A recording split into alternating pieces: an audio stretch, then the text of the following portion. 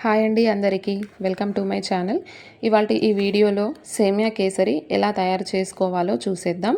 ముందుగా సేమియా కేసరి తయారు చేసుకోవడానికి కావలసిన పదార్థాలు ఏంటో తెలుసుకుందామండి.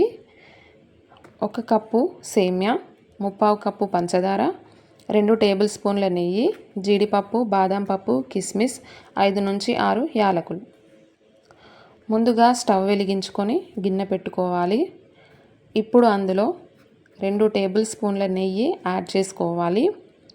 నెయ్యి కరిగిన తర్వాత జీడిపప్పు, బాదం పప్పు, కిస్మిస్ వేసి దోరగా వేయించుకోవాలి. ఇప్పుడు వీటిని పక్కకు తీసుకోవాలి.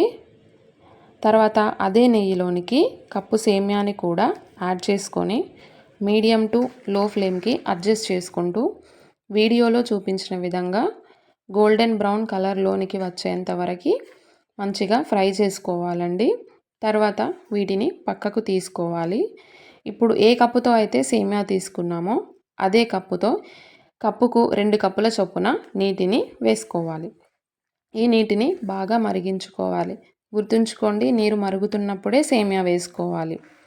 ఇప్పుడు ఇలా మరుగుతున్న నీటిలోనికి సేమియాని వేసుకొని హై టు మీడియం ఫ్లేమ్లోనికి అడ్జస్ట్ చేసుకుంటూ సేమియాని మంచిగా ఉడికించుకోవాలి.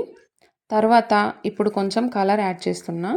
ఈ కలర్ అనేది పూర్తిగా ఆప్షనల్ అండి. మీకు నచ్చితే వేసుకోండి, లేకపోతే స్కిప్ చేసేయండి. ఇప్పుడు ఇందులో కొద్దిగా వాటర్ ఉండగానే నేను పంచదార యాడ్ చేసుకుంటున్నా. ఈ పంచదార కరిగిన తర్వాత చివరిగా ఫ్రై చేసుకున్న డ్రై ఫ్రూట్స్ని, యాలకులని యాడ్ చేసుకుంటున్నానండి. అంతే, ఎంతో టేస్టీగా ఉండే మన సేమియా కేసరి అయితే రెడీ అయిపోతుంది. చాలా టేస్టీగా ఉంటుందండి.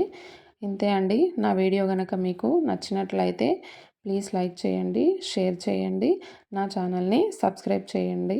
Thank you for watching.